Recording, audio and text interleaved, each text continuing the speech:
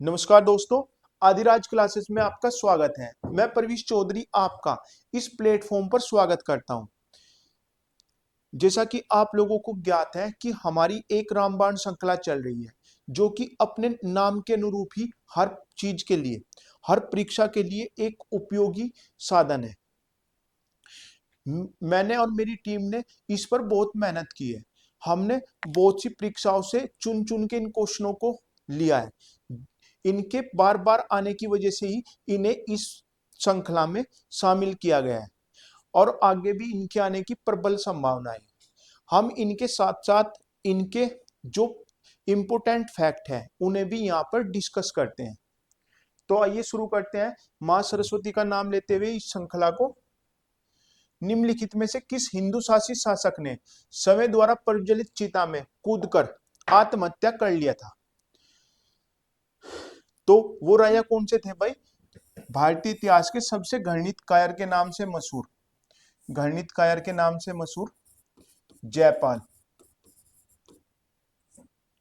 घृणित कायर के नाम से मशहूर थे जयपाल। जयपाल के राज्य की बात करें तो ये पंजाब से सिंध तक फैला हुआ था और इनकी राजधानी थी उदभांडपुर। 1001 में महमूद गजनवी ने, महमूद गजनवी जो गजनवी के सुल्तान का भाई था उस समय, महमूद गजनवी ने इन्हें 1001 में हराया, जो कि गजनवी का राजा था। और 1001 में हारने के बाद, महमूद गजनवी से हारने के बाद इन्होंने अपने द्वारा निर्मित चिता में कूदकर हत्या कर ली, आत्महत्या कर ली। इन्हीं के पुत्र थे आनंदपाल।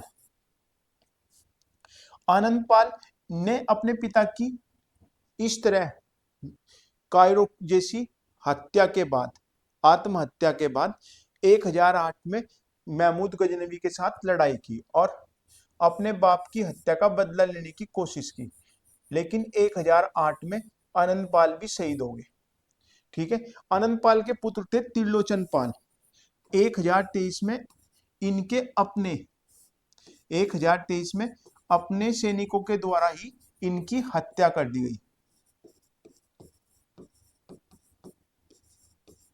इनकी हत्या। जो भीम थे, भीम की राजधानी थी अनहल, अनहिल पालिका, अनहिल पताका। क्या थी भाई? अनहिल पताका, जो कि वर्तमान पाटन या पाटन के नाम से गुजरात में थी। ठीक है भाई। 1025 के अंत में इन्होंने अपना 16वां आक्रमण किया। किस पर? भीम फर्स्ट पर, भीम प्रथम पर। 1025 में भीम प्रथम अपनी राजधानी से, भीम प्रथम नए नए राजा बने थे और तीसरा ही साल उन्हें हुआ था।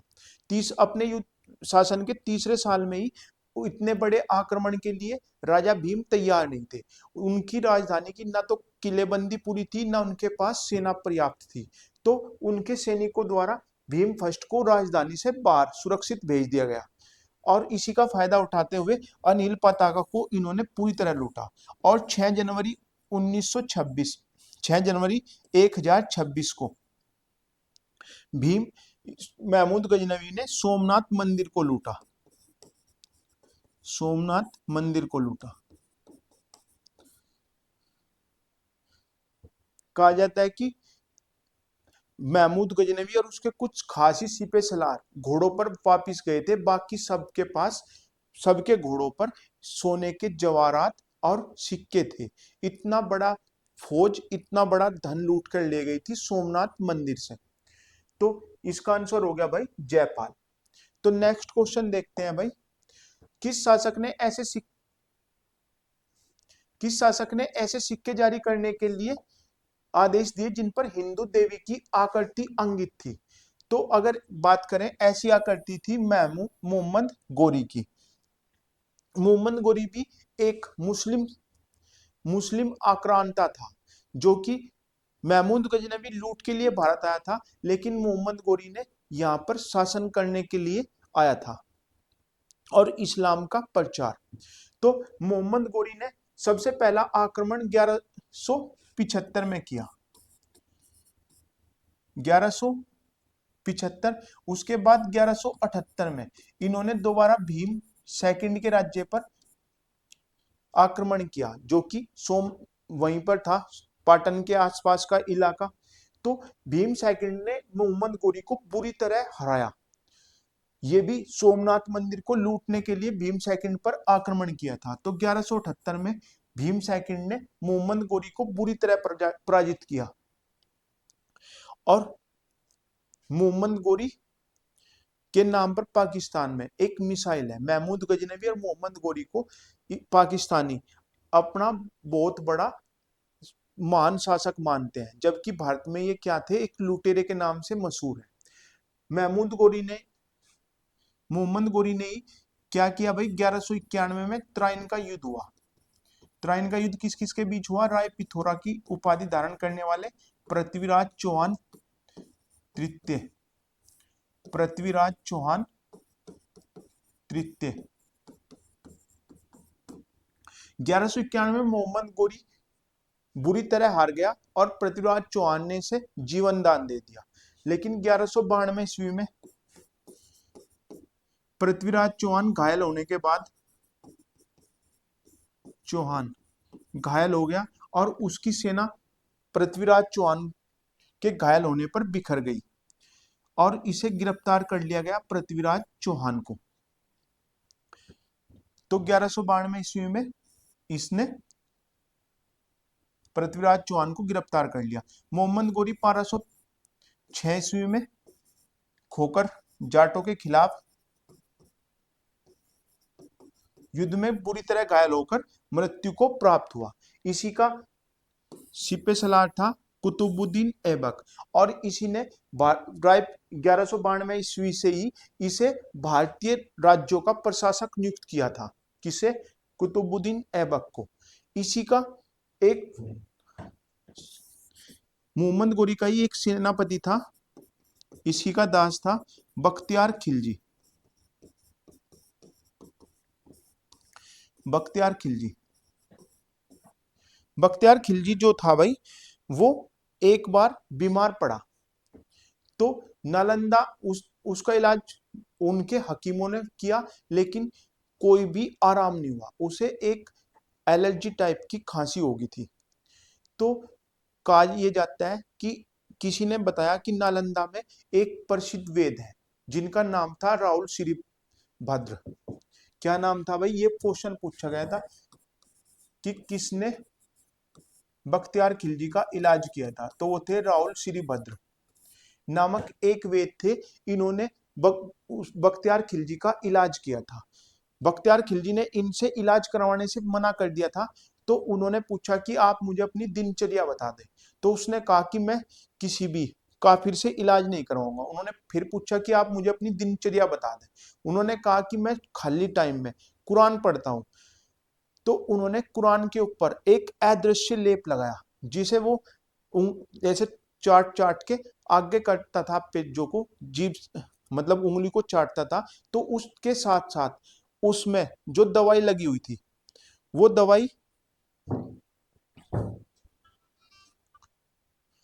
दवाई उस उंगली के साथ साथ उसके अंदर चली गई, जिससे कि उससे उसकी जो एलर्जी टाइप खांसी थी वो ठीक हो गई। और वो जब नालंदा पहुंचा तो राहुल श्रीभद्र खुश होकर उसके सभी वेद उसके स्वागत के लिए नालंदा विश्वविद्यालय के सामने खड़े थे। लेकिन बख्तियार खिलजी ने कहा कि काफिरों में ऐसा वेद है जो कि हमारे मुस्लिम समाज में नहीं है। तो उसने क्या किया, राहुल श्रीभद्र के साथ साथ सभी वेदों जो वेद थे उनकी हत्या कर दी। वेद थे उनकी हत्या कर दी और नालंदा विश्वविद्यालय में आग लगा दी। कहा जाता है कि 6 महीने तक नालंदा विश्वविद्यालय जलता रहा। लेकिन इसी के साथ साथ सेनापति बख्तियार खिलजी भी उपहास का पात्र बना और जो इसकी प्रसिद्धि थी वो बिल्कुल खत्म होगी। और नालंदा विश्वविद्यालय को उजाड़ने के बाद बख्तियार खिलजी का जितनी प्रतिष्ठा थी वो बिल्कुल धूमिल हो गई थी, और इसे मोहम्मद गोरी द्वारा भी धुतकार दिया गया था। ठीक है, बाबर के बारे में आप लोगों ने पढ़ाई कि इसके 4 युद्ध फेमस है। 1526 का पानीपत का युद्ध, 1527 का घाघरा का खानवा का युद्ध, 1528 का चंदेरी का, और 1529 का घाघरा का युद्ध। 1530 में ये मर गया था। ठीक है भाई, 26, 27, 28, 29 ये 4 युद्ध इसने लड़े। ठीक है, बाबर ने। तो इसका आंसर हो गया भाई मोहम्मद गोरी। इन्होंने किसके, हिंदू देवियों में भी किसके, लक्ष्मी के सिक्के चलाए थे।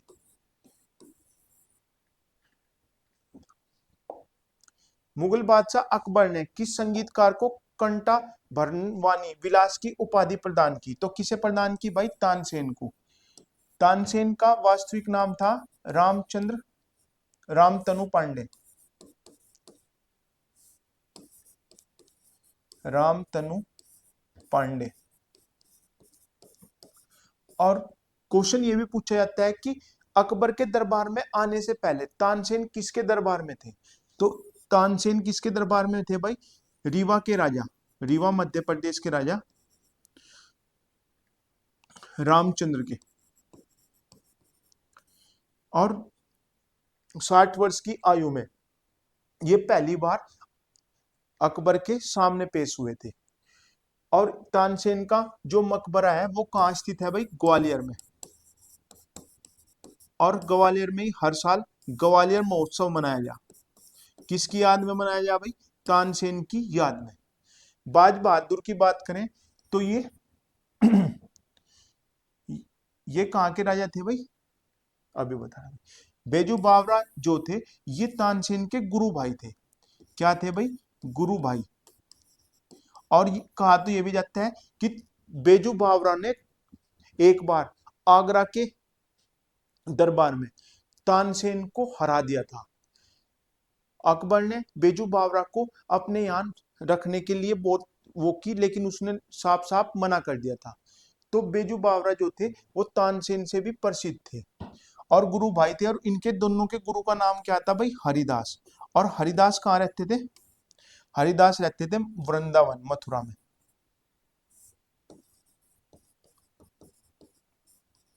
एक कहा जाता है कि एक बार अकबर ने उनके गुरु हरिदास के जो वो था संगीत सुनने की इच्छा प्रकट की, तो दोनों भेष बदलकर अपने गुरु की सभा में उपस्थित हुए। और जब उन्होंने भगवान के भजन गाने शुरू किए तो अकबर बोला तानसेन से कि आप तो इनके सामने कहीं भी नहीं ठहरते। तब तानसेन ने कहा था कि बादशाह सलामत, मैं आपके लिए गाता हूं, मैं आपकी रियासत के एक बादशाह के लिए गाता हूं, वो पूरे ब्रह्मांड के बादशाह के लिए गाते हैं। ठीक है, तो इनके गुरु का नाम था भाई हरिदास। ये भी बहुत बार पूछा गया। और जो बाज बहादुर थे इनकी प्रेमिका का नाम था रूपमती। रूपमती। और अकबर के एक सेनापति द्वारा जब बाज बहादुर को घायल कर दिया गया, ये अपनी राजधानी छोड़ने पर मजबूर हो गए, तब उन्होंने रूपमती के सामने इच्छा प्रकट की कि वो उस सेनापति से शादी कर ले। तो इन्होंने विष पीकर अपनी जान दे दी थी, लेकिन उससे शादी नहीं की। ठीक है, बाज बहादुर और रूपमती। और ये कहाँ के वो थे भाई? ये थे भाई मालवा के राजा थे बाज बहादुर। और इनकी प्रेमिका का नाम था रूपमती, जो कि एक तानसेन की तरह संगीत प्रेमी थी, यानी एक गायक थी। तो इसका आंसर हो गया भाई तानसेन। निम्नलिखित में किस वेद में गायत्री मंत्र का उल्लेख है? तो गायत्री मंत्र का उल्लेख भाई किस में है? ऋग्वेद में। किस वेद में है भाई गायत्री मंत्र का उल्लेख? है ऋग्वेद में। ऋग्वेद की बात करें, सबसे प्राचीन वेद भारत में 4 वेद है। ठीक है, और अथर्ववेद को छोड़कर इन तीनों वेदों को, सामवेद, यजुर्वेद और ऋग्वेद, किन किन को भाई? सामवेद, यजुर्वेद और ऋग्वेद, इन तीनों को मिलाकर वेद त्री के नाम से जाना जाता है। वेद त्री। अथर्ववेद सबसे नया वेद माना जाता है इनमें। ऋग्वेद की बात करें तो इसके गायत्री मंत्र किस में है भाई? तीसरे मंडल में, जिसकी रचना किसने की थी? विश्वामित्र ने। विश्वामित्र। और गायत्री मंत्र में ही, गायत्री मंत्र किसको समर्पित है? तो ये सावित्री को समर्पित है। सावित्री मतलब सूर्य को, सूर्य को। ऋग्वेद का जो पहला मंडल और 10वां मंडल है, पहला मंडल और 10वां मंडल, ये बाद में लिखे गए। पहला मंडल और 10वां मंडल जो है वो बाद में लिखे गए। और 10वें मंडल में ही भाई पुरुष सूक्त है। ये सारे क्वेश्चन भाई आए हुए हैं जो मैं यहाँ लिख रहा हूं। ये भी पूछा गया कि पुरुष सूक्त कौन से मंडल में है? तो 10वें मंडल के में पुरुष सूक्त है, जिसमें वर्ण व्यवस्था दी गई है। क्या दी गई है? वर्ण व्यवस्था। कहाँ है? 10वें मंडल में। तीसरे मंडल में ये हो गया। 7वें मंडल में, 7वें मंडल में है भाई 10 राज युद्ध। 10 राज युद्ध जो कि भरतजन, सुदास और 10 राजाओं के बीच लड़ा गया था।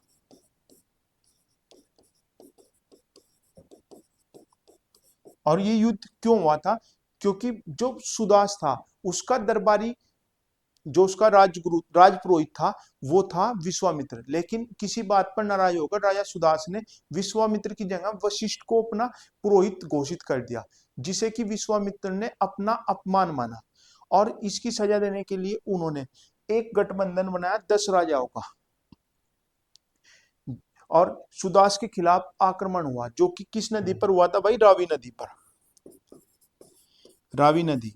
और रावी नदी का उस टाइम नाम क्या पता लगता है? पुरुषनी नदी। पुरुषनी नदी के किनारे हुआ था, जिसमें कौन जीता था भाई? सुदास की जीत हुई थी।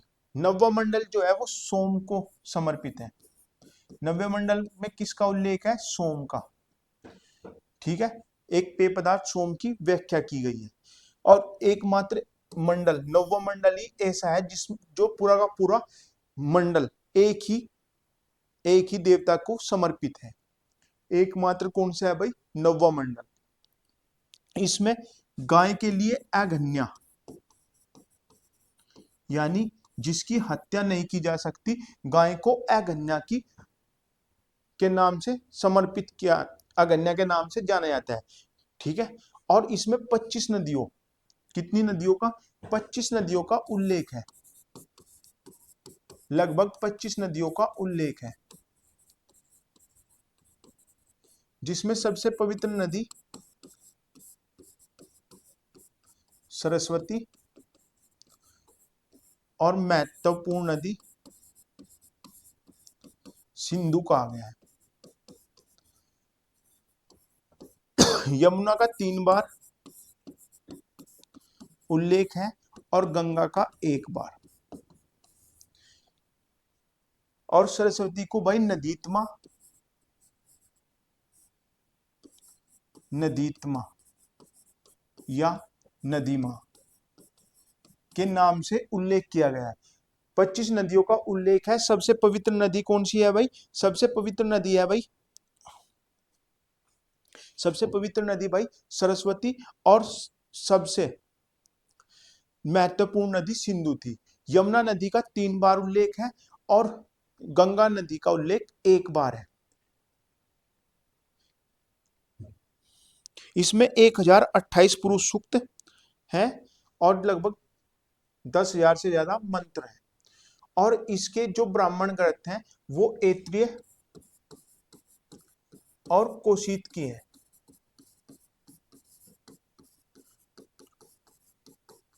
और जो इसका गायन करता है उस पंडित को होत्र कहा गया है। ये भी इंपॉर्टेंट है, होत्र। ऐत्रेय और कोशित की भी कई कई बार क्वेश्चन पूछे गए हैं। तो ऋग्वेद और इसके जो गायन करता है, गायन करने वाला पंडित है उसे होत्र कहा गया है। इसमें एकमात्र, एक बात और बता दूं, इसमें एकमात्र जो पर्वत का उल्लेख है वो है हिमालय, और हिमालय की भी किस चोटी का, मुजवंत नामक चोटी का, मुजवंत नामक चोटी का उल्लेख है किसमें भाई, ऋग्वेद में। तो इतने क्वेश्चन देखो, ये सारे क्वेश्चन भाई आए हुए हैं, ठीक है। कि तीसरा मंडल किसने लिखा, विश्वामित्र ने। तीसरे मंडल में क्या है, गायत्री मंत्र। गायत्री मंत्र किसको समर्पित है, सावित्री सूर्य को। इसके ब्राह्मण ग्रंथ है ऐत्री और कोशित की, और इसके गायन करने वाले को होत्र कहा गया है। नववा मंडल जो है वो सोम को समर्पित है, और एकमात्र ही मंडल है जो पूरा एक ही देवता को समर्पित है, ठीक है। नौवां मंडल गाय को अगन्या के नाम से जाना गया है, और 10वां मंडल में पुरुष सूक्त है जिसमें वर्ण व्यवस्था दी गई है, ठीक है भाई। और 7वें मंडल में 10 राज युद्ध है जिसमें भरतजन सुदास और 10 राजाओं ने रावी नदी के किनारे किसको हराया था भाई, 10 राजाओं को। इसमें लगभग 25 नदियों का उल्लेख है। सबसे पवित्र नदी सरस्वती है जिसे नदीत्मा के नाम से या नदी माँ के नाम से उल्लेख किया गया है। गंगा का 1 बार और यमुना का 3 बार उल्लेख है। सिंधु नदी सबसे महत्वपूर्ण नदी थी। एक छूट गया भाई इसमें, कि इसमें कितने रत्नी जो दरबारी की तरह थे, कि कितने रत्नियों का उल्लेख है ऋग्वेद में। तो कितने रत्नियों का है, 12, जिनमें से एक राजा भी था। सूत, कर्मगार या कुम्हार और रत्कार जैसे नामों का उल्लेख है। कितने रत्नी थे, यानी दरबारी कितने थे। जब भी राज्याभिषेक होता था तो राजा सहित कितने रत्नी होते थे, 12 रत्नी, ठीक है। तो ये सब चीज किसकी है, ऋग्वेद। एक क्वेश्चन और पूछा गया था कि फारसियों का कौन सा ग्रंथ का उल्लेख ऋग्वेद में है, तो उसका नाम है जैंतावस्था, जैंतावस्था, या जिसे अवेस्ता भी कहा जाता है,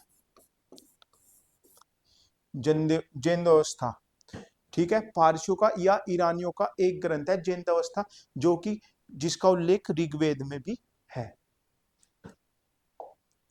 नेक्स्ट क्वेश्चन देखो, बंगाल के बाहर शेष भारत में स्वदेशी आंदोलन को फैलाने का श्रेय किसे दिया गया है। तो भाई 16 अक्टूबर 1905 में जब बंगाल का विभाजन हुआ, बंगाल के बाहर शेष भारत में स्वदेशी आंदोलन को फैलाने में किसकी मुख्य भूमिका थी भाई, वो थे बाल गंगाधर तिलक। इन्होंने स्वदेशी आंदोलन को पूरे भारत में फैलाया अपनी पत्रिकाओं केसरी और मराठा, केसरी और मराठा न्यूज़पेपर थे इसके, केसरी और मराठा। केसरी जो था वो किस भाषा में था भाई, केसरी था मराठी भाषा में, और जो मराठा था वो अंग्रेजी में था। इसमें इसके सहायक थे केलकर, और अंग्रेजी में इसके सहायक थे अगरकर। कौन थे भाई, अगरकर। और इन्होंने इसे फैलाने के लिए गणेश महोत्सव और शिवाजी महोत्सव नामक 2 त्योहार भी शुरू किए, शिवाजी महोत्सव भी शुरू किए। और लाल बाल पाल, ये तीनों थे भाई, लाल बाल पाल, ठीक है। अरविंद घोष ने वंदे मातरम का अंग्रेजी में अनुवाद किया, वंदे मातरम का अंग्रेजी में अनुवाद। ये भी क्वेश्चन अभी एसएससी के एक पेपर में पूछा गया था कि वंदे मातरम का अंग्रेजी में अनुवाद किसने किया था, अरविंद घोष ने। किस नाम से, अरविंद घोष ने किया था,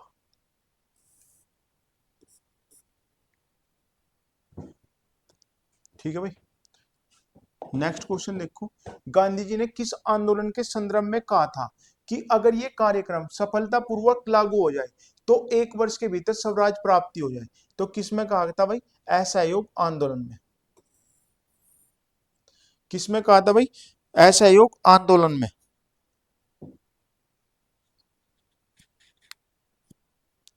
अगर असहयोग आंदोलन की बात करें तो असहयोग आंदोलन 1920 में शुरू हुआ, जो कि खिलाफत आंदोलन के साथ साथ शुरू हुआ। खिलाफत आंदोलन जब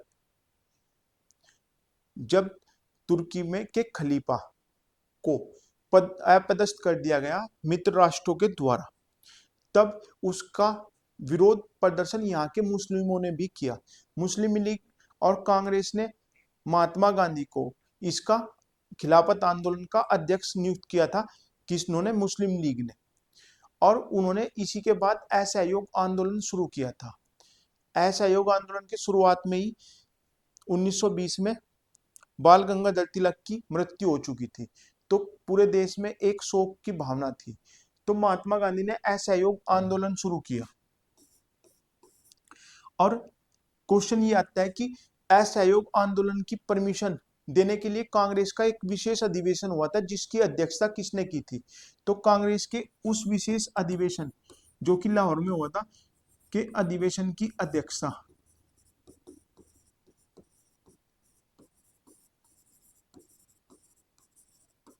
किसने की थी भाई? लाला लाजपत राय ने। और कब हुआ था? राय ने 1920 में। और जो उनका कांग्रेस का 1920 में आम आम अधिवेशन था, उसकी अध्यक्षता की थी नागपुर में विजय राघवाचारी ने। विजय राघवाचारी ने असहयोग आंदोलन को चोरी चोरा कांड के बाद 1922 में 4 और 5 फरवरी 1922 में वापस ले लिया था। किसने?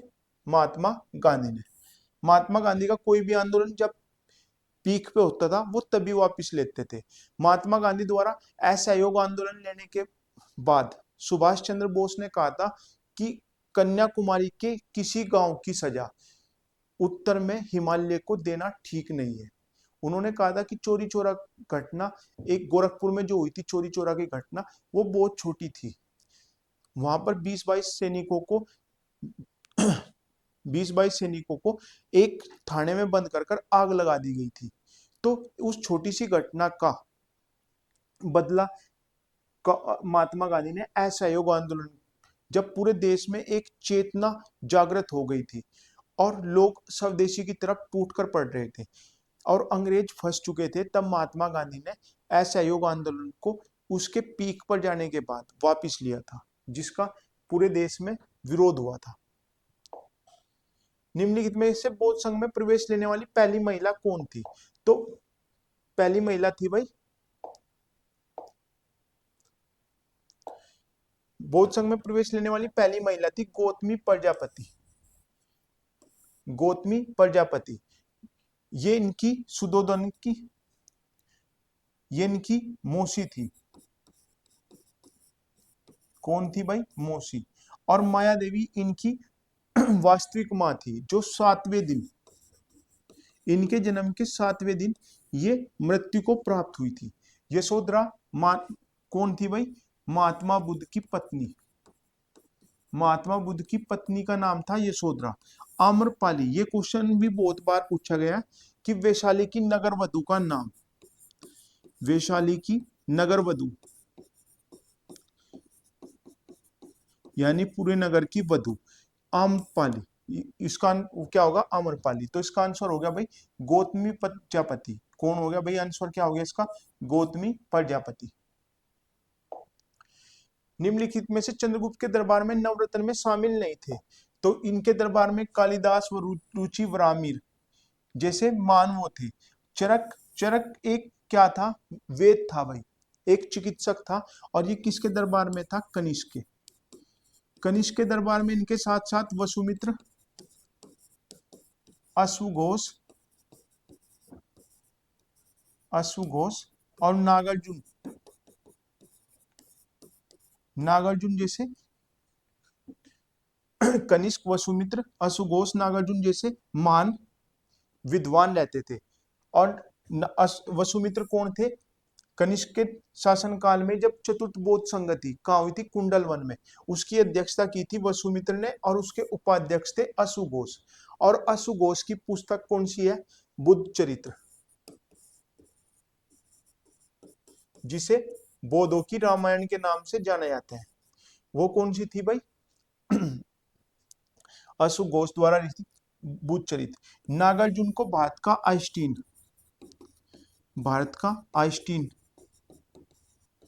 कहा जाता है क्योंकि इन्होंने शून्यवाद के प्रतिपादक थे नागार्जुन। शून्यवाद का जो प्रतिपादक थे वो नागार्जुन थे, और इनके शून्यवाद को आइंस्टीन के सापेक्षता के सिद्धांत के बराबर माना जाता है। सापेक्षता के सिद्धांत के इक्वल माना जाता है नागार्जुन का शून्यवाद। ठीक है भाई। और कनिष्क के शासनकाल में क्या होती भाई? कुंडल वन में चतुर्थ बौद्ध संगति। तो इसका आंसर हो गया भाई चरक। नेक्स्ट क्वेश्चन देखो, मौर्य शासक बिंदुसार के समय तक्षशिला का विद्रोह दमाने के लिए निम्न में से किस शासक को भेजा गया था? तो किसको भेजा गया था भाई? अशोक को। अशोक को, पहले सुसीम को, दूसरी बार अशोक को भेजा गया था। और अशोक के सामने वहां की जनता ने कहा था कि हमारा विद्रोह राजा के खिलाफ नहीं, हमारा विद्रोह सामंतों के खिलाफ है, क्योंकि हमें जो दुख दे रहे हैं वो सामंत दे रहे हैं, ना कि राजा। बिंदुसार का अगर नाम की बात करें तो यूनानियों ने इसे अमित्र घात और वायु पुराण में इसका नाम मनसार था। और इसके उस समय के जो मिस्र के राजा थे टालमी, और सीरिया के राजा का नाम था भाई एल्क्वेशन। इन्होंने सीरिया के राजा से मीठी शराब, अंजीर और क्या मांगे थे भाई? एक दार्शनिक। तो वहां के सीरिया के राजा ने पहली दो मांगों को पूरा कर लिया था, लेकिन उन्होंने दार्शनिक भेजने से मना कर दी थी। टालमी सेकंड ने इनके दरबार में डायमेक्स नामक राजदूत भेजा, और एल्क्वेशन ने इनके दरबार में डायसिस नामक अपना दरबारी भेजा। तो ये थे भाई आज 10 क्वेश्चन। बाकी के क्वेश्चन के लिए बने रहे रामबाण श्रृंखला के साथ और आदिराज क्लास के साथ।